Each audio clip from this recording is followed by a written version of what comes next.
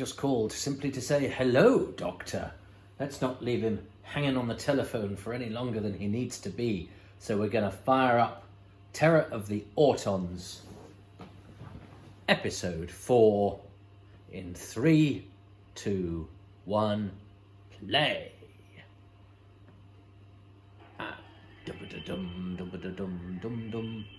So yeah, the black and white print of this I saw was taped off air from Australia, and I got my early bootlegs. Don't arrest me. Is there a statute of limitations? They weren't available on video. I got them from a comic shop, now long closed down in Wolverhampton, called The Chase. The Place. There's a Freudian slip. It's named after a Doctor Who story. And you take in 2 videotapes, and you get one back with episodes on. So you paid in kind, you paid in videotapes. And I got mine from a cash and carry. They were called Yashima, and they were really cheap. And he much preferred it when I upgraded to Scotch, when it was revealed that Yashima weren't quite so good quality. But Terror of the Autons was the first Pertwee I got in black and white. It's yeah, again, this is something I'd imagined being sort of dark and terrifying, the strangling cable, and it is slightly more comical, isn't it, than I think I'd envisaged. But I think because if you'd done all of this without a twinkle and a sense of humour, oh, Brigadier, but you see, is he joking? He's not joking. The Brigadier wasn't joking then. He played it dead straight, which Nicholas Courtney is very good at doing. But it means the joke. Oh yeah, I don't know. But if it wasn't played with a twinkle, and if it wasn't slightly zany, it would be simply unsuitable for children. I mean, at the time, it was deemed unsuitable for children in many ways. Oh, I like that military policeman or whatever he is, his outfit. Totally forgotten about that guy. He looks good. I like his leather jerkin. No, it's not heat. You can actually see the heat on that. Yeah, because this was, and I remember Robert Holmes in his brilliant essay. Was it in his essay in the Doctor Who file, or was it on in one of the interviews he did with Doctor Who magazine, where he talked about talking to Ronnie Marsh, who was head of drama, and Ronnie Marsh saying, we had this plot. But when he was being interviewed for the script editor's job, that's right, Robert Holmes' anecdote was, just going there to sort of dot the I's and cross the T's. And this Ronnie Marsh, head of drama, said, yeah, we had this idiot some years ago who wrote a story with killer daffodils and telephone wires. Got questions asked, so don't do that sort of thing. And Robert Holmes, he does a thing saying, I put down sort of Ronnie's horrible coffee.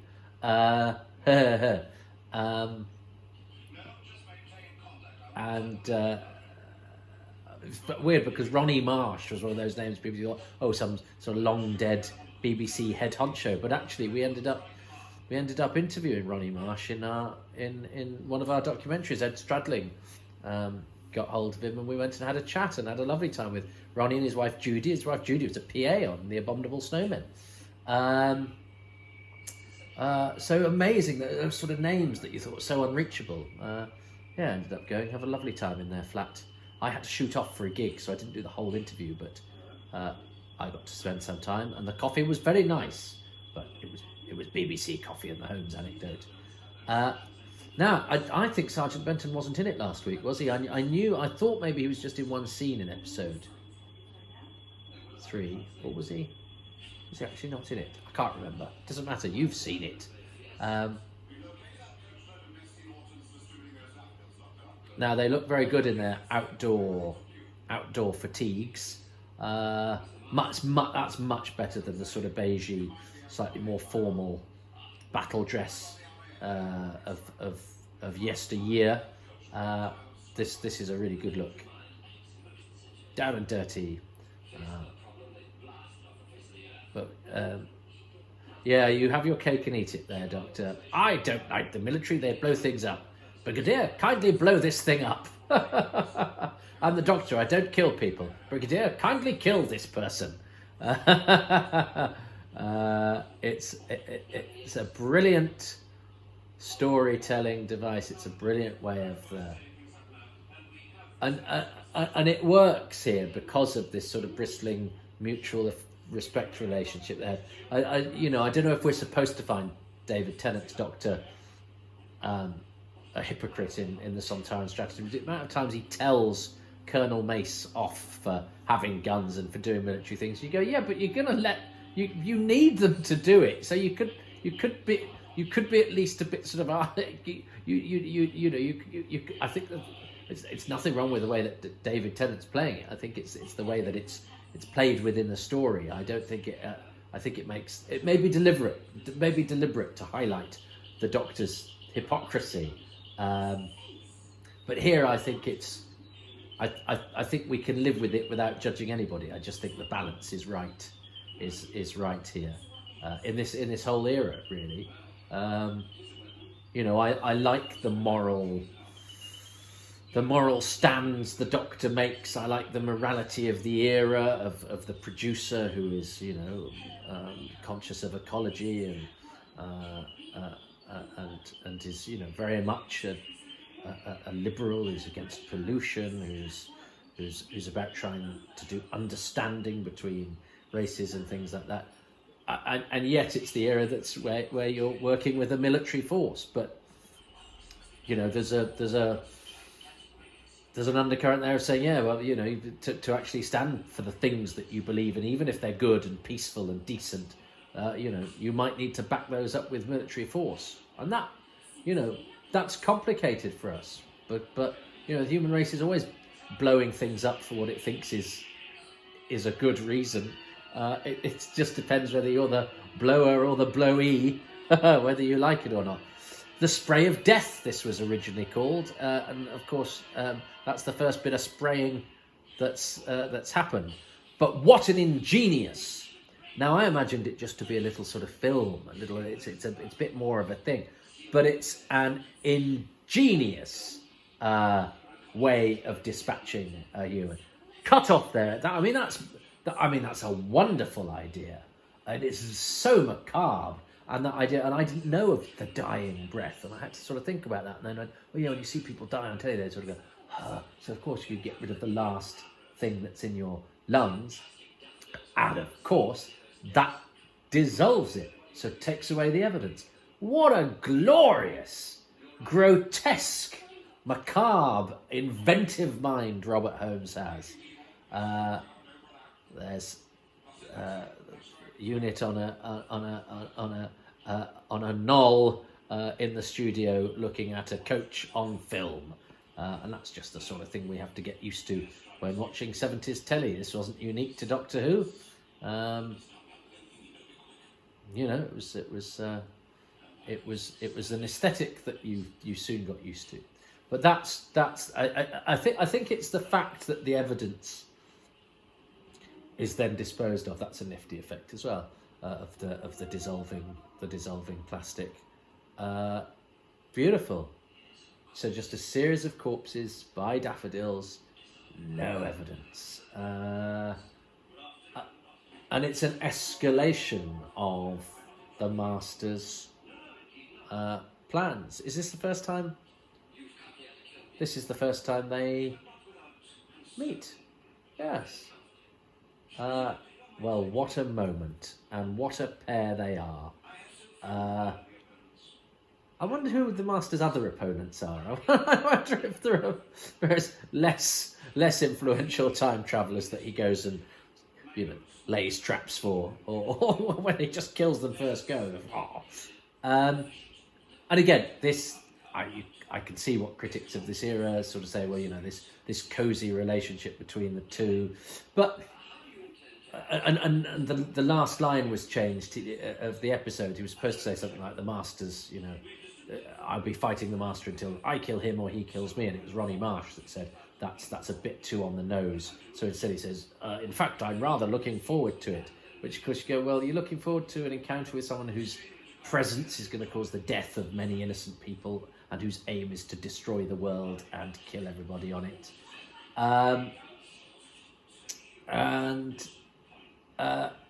Yet these stories are made by a generation of people for whom wartime was a not too distant memory, for whom war stories were common, and war service in the case of people like Pertwee and Barry Letts and Roger Delgado, and often when you read their stories, war was about a lot of boredom, and they yearned for action, not because they wanted to die or they wanted to kill anybody, but because it sort of got it over with, and because it broke the boredom, which sounds perverse, I'm sure, until you're in the situation where if you're going to have it's like waking up from a nightmare, or pulling off the plaster. If it's going to happen, it may as well happen now.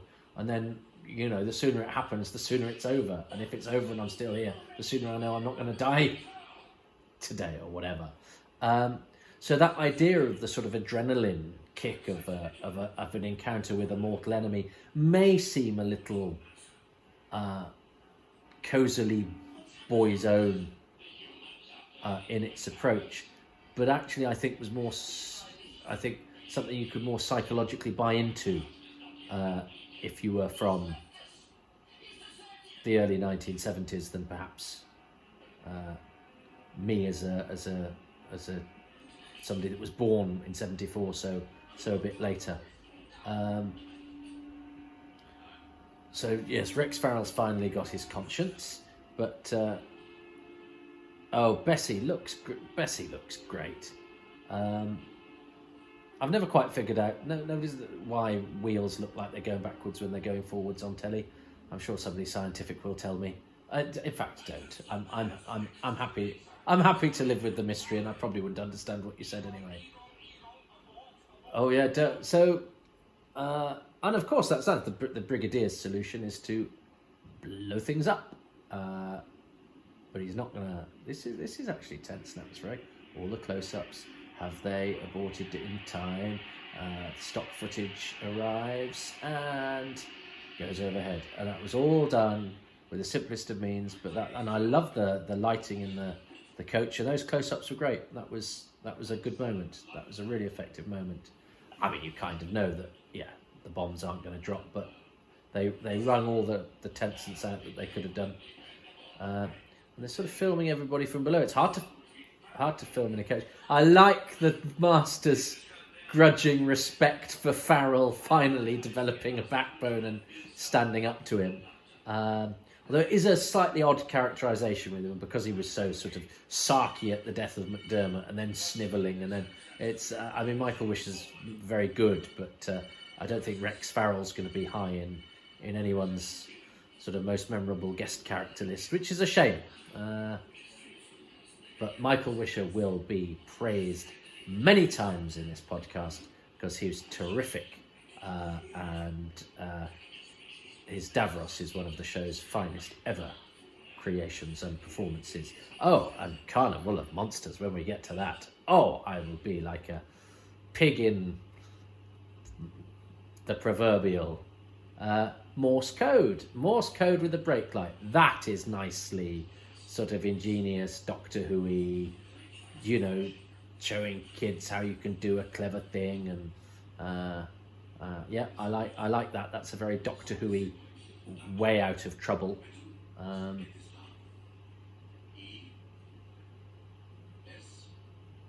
Very good, very good.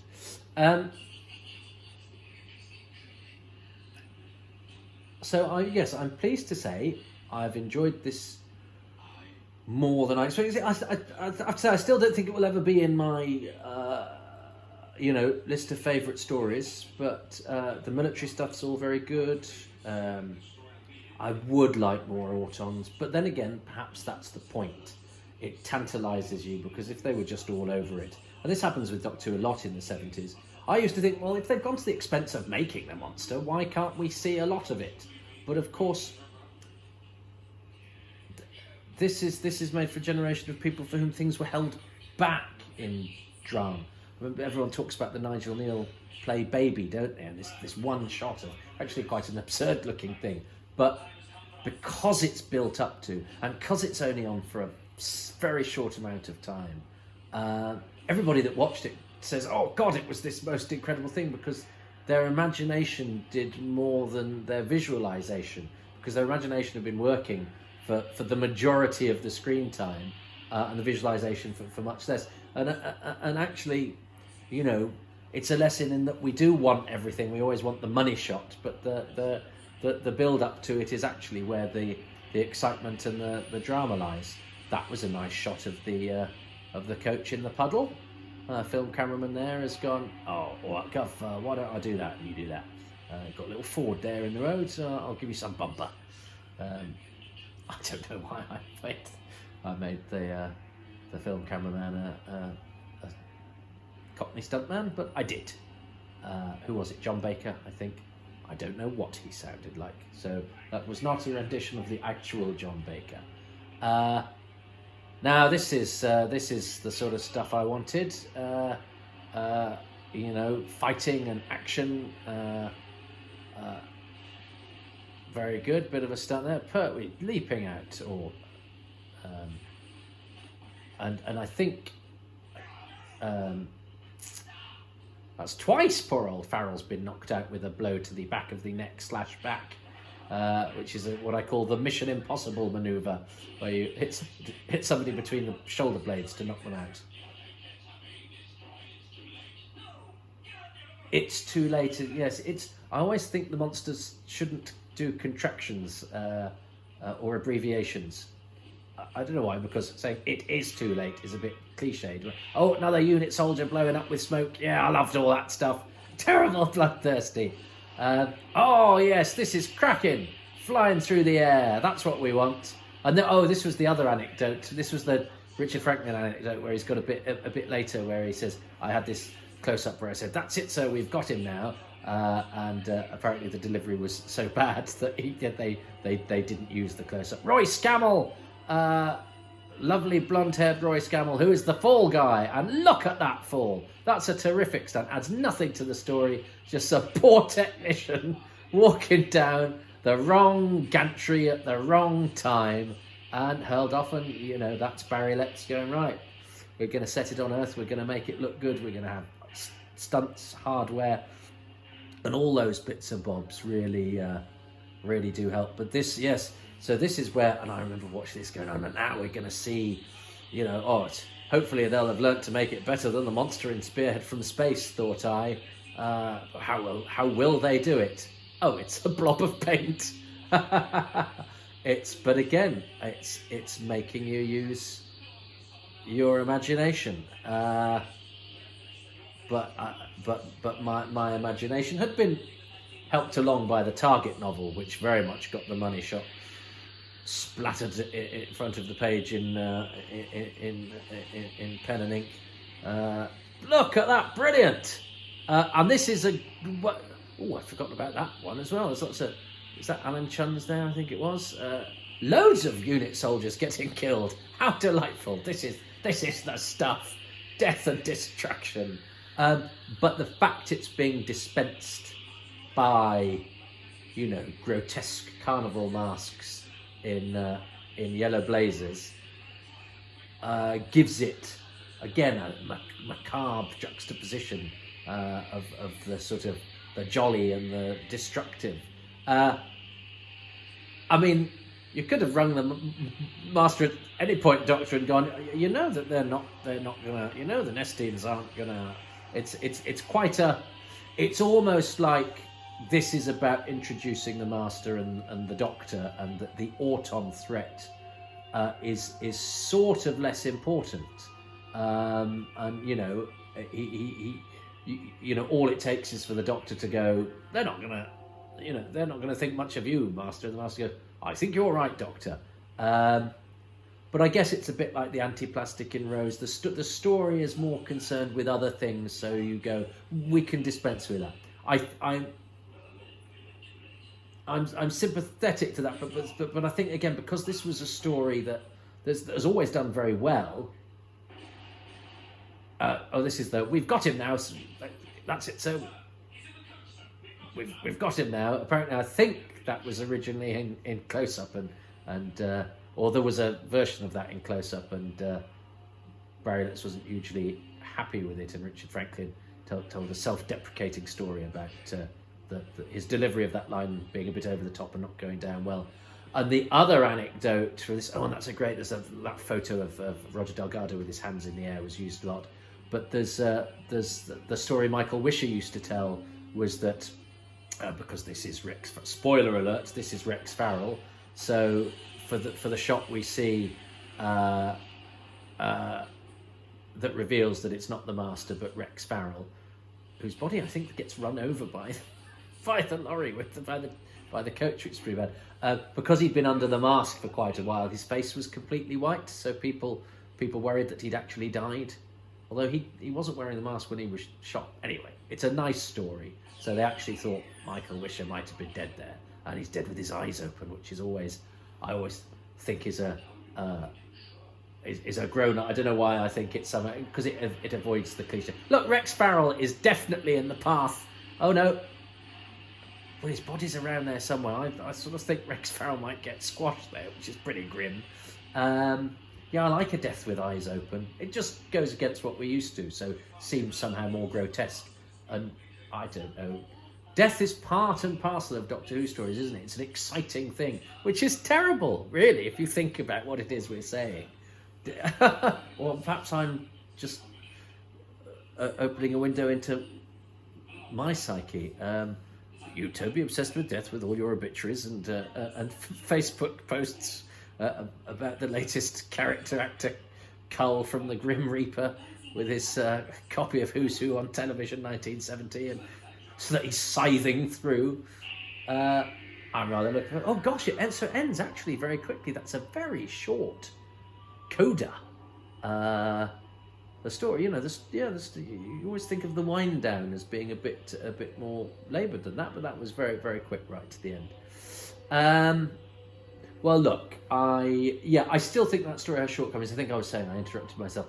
I think because this is a story that is sort of designated a classic, or certainly was when I was growing up, and one of the best poetries. I don't think it is one of the best poetries, but I've certainly found plenty to accentuate the positive Oz.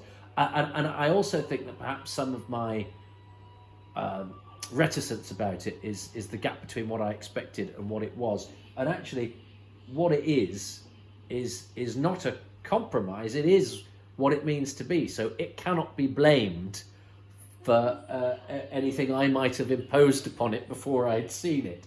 So in a way, perhaps anything that where it falls short for me is actually my fault and not its. And I found so much to recommend in that. I would happily sit and watch that and enjoy it. I think doing this has made me actually want to go back and watch it and shut up and enjoy it. And things like the banter with Rossini and little bits where I thought the scenes of people sitting around talking were a bit much, were actually much more entertaining. I think if I see it as a sort of Robert Holmes story, I might, and the things that he became more of his trademark as he went on, I think I might receive it better. So I have to choose a thing from episode 4 and an overall thing. So the thing from episode 4 that I'm going to choose is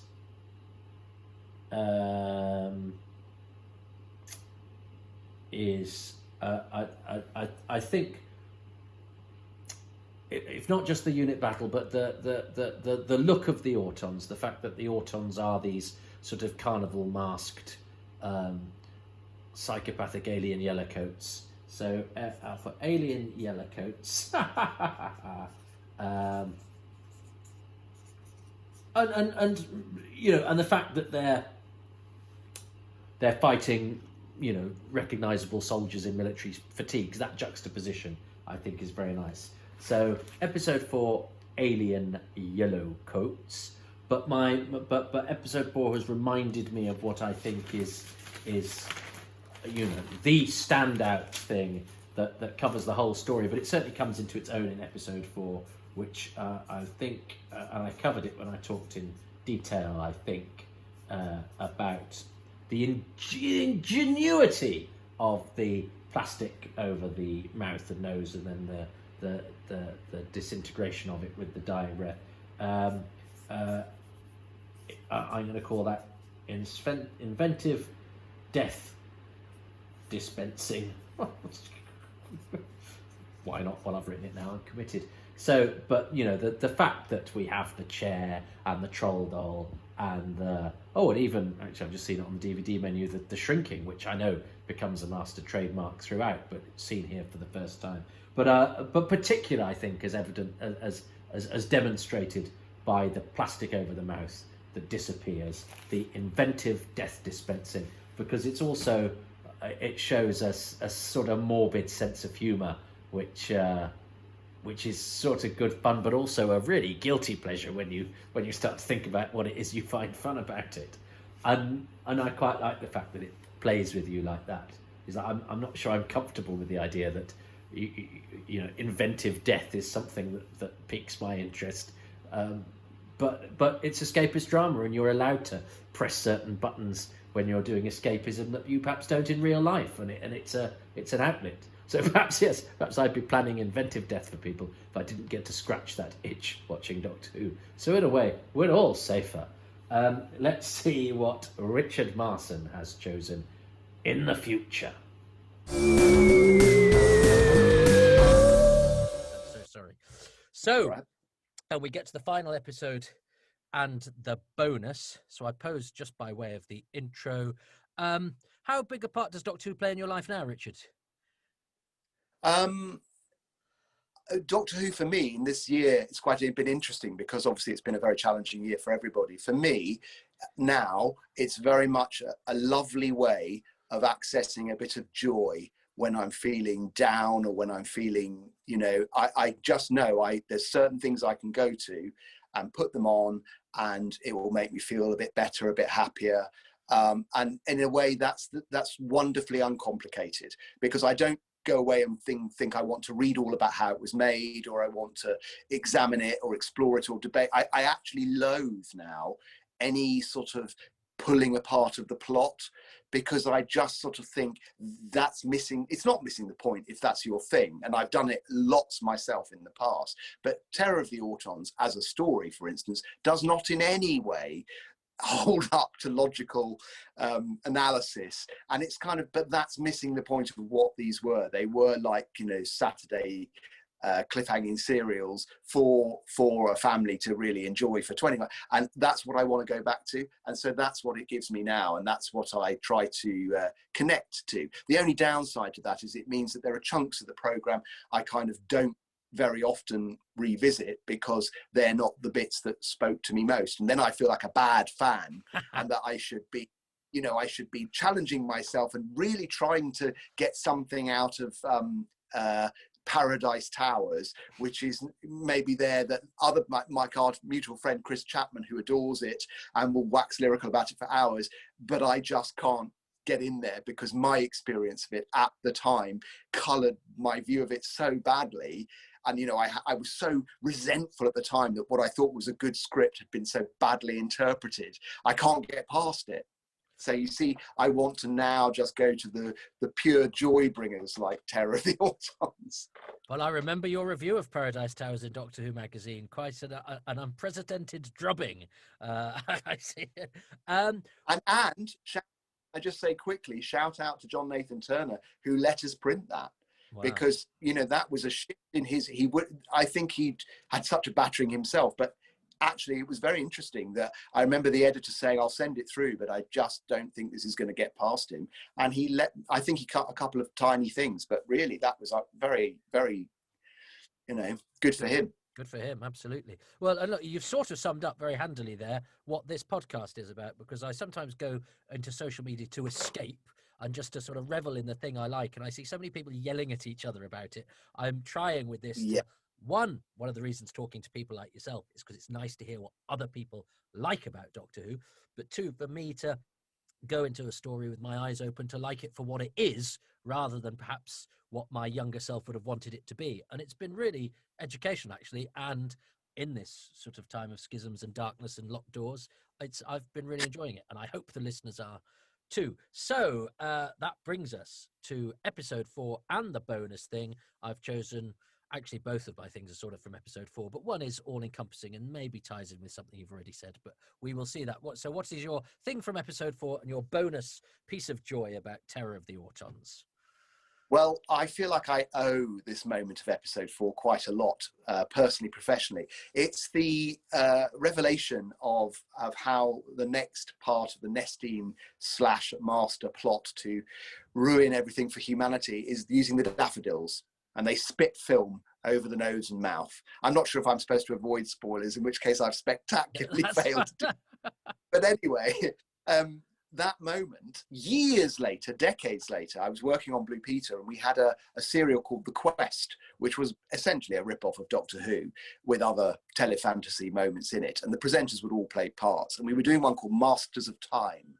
And the villainess was played by Jean Marsh, and Peter Purvis cropped up at some point. So there were a lot of nods and references. And the scripts came in, and there were various issues with some of them. And in one episode, they all finished on a cliffhanger. One of the episodes did not have, in my view, a convincing denouement. It didn't have a cliffhanger we could shoot. And I remember talking to the director and saying, you're not going to be able to achieve this, not in the time and the money. And even if we had pots of money, it's still really complex what had been written. And we needed something that would work quite quickly. And I remembered Terror of the Autons. And I said, have a bunch of flowers delivered to the character's dressing room door. And she takes a little sniff, and then out comes the plastic film over her nose. And we did the whole thing. I was amazed that no Doctor Who fans picked up on the completely shameless rip-off. But it got us out of a hole, and it was actually really quite easy to shoot and very effective. And, you know, the Blue Peter audience loved it. So I was really glad. And that totally came from Terror of the Autons. So that's my moment from that episode.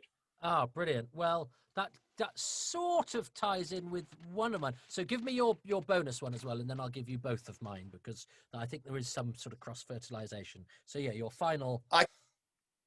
I kind of dithered, Toby, about the bonus moment, because I sort of thought, really, the bonus moment, I should use this as an eloquent tribute to Roger Delgado, who was fantastic, and I loved him. But I kind of thought that's a bit entry level, maybe a bit obvious. You know, you take almost, he's so brilliant, you almost take for granted that he is the man he was.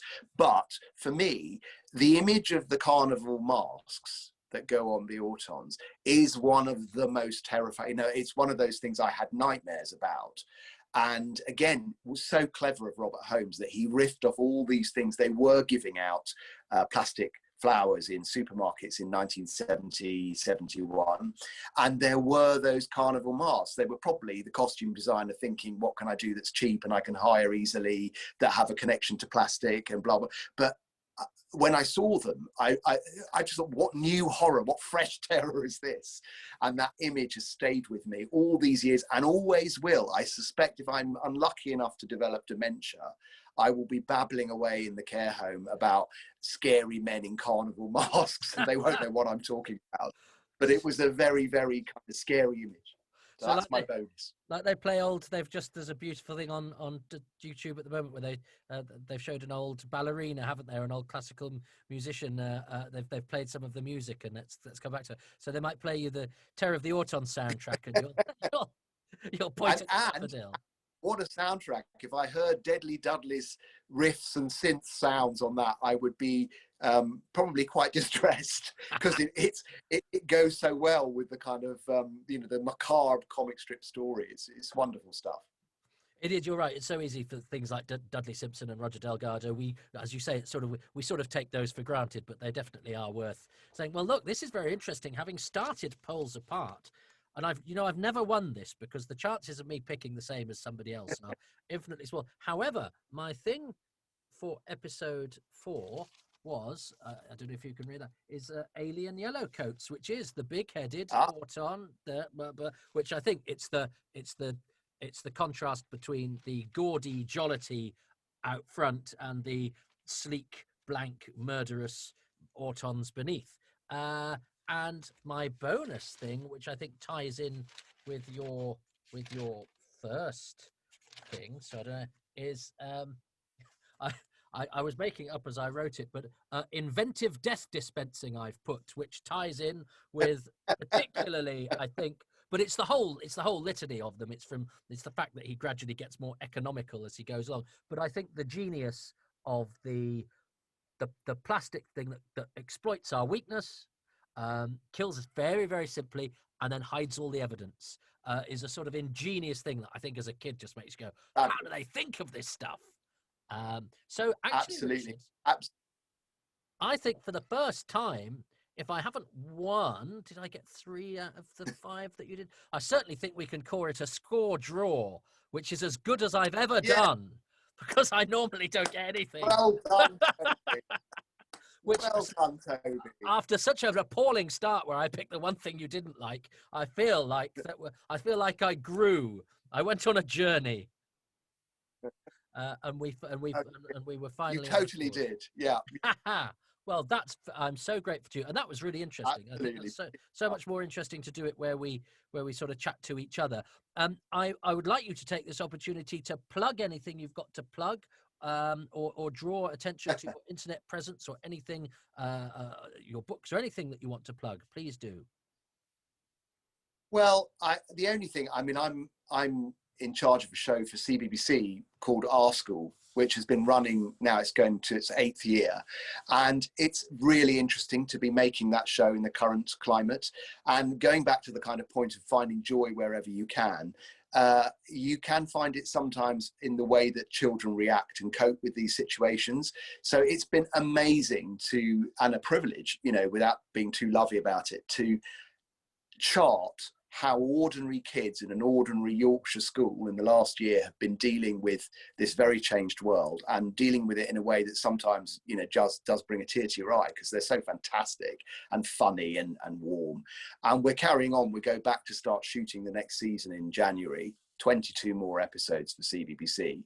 And so, it may not be everybody's cup of tea, but I think it's always on iPlayer. So just an episode of Our School, that's what I'm very much preoccupied with at the moment. And I think it has a lot of heart and humanity, and is well worth 20 minutes of your time.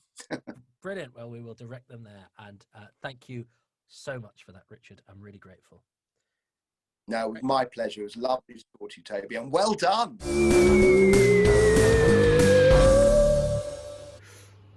So, with immense gratitude to Richard, and also I'd like to acknowledge the fact that his was a name I read in Doctor Who magazine as a kid, and then he, of course, done good because he went on to be producer of Blue Peter. I can recommend his Blue Peter Diaries, very entertaining.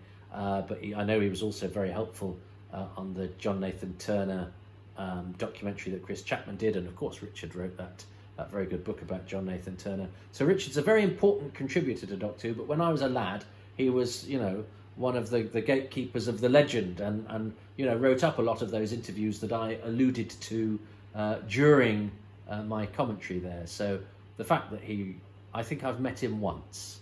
We've emailed a couple of times about a couple of things. He's been very helpful to me with my Quatermass book, and if he's got anything, he shares it, and he shared it with me, which is not always common in the world of Doctor Who or TV sci-fi writing. I've always found him extremely kind and cooperative, so I'm really glad that he's contributed to this, and this process is given credibility by his presence on it. So thanks to Richard. Thanks to you for listening. I hope you go away and dream up inventive ways to destroy the human race. If not, just have fun. And I'll see you on the next one of these. But that was Terror of the Autons, which I've come out of this process enjoying much more than I anticipated when I went into it. And that's the whole blooming point. Don't go changing. Ta-ta.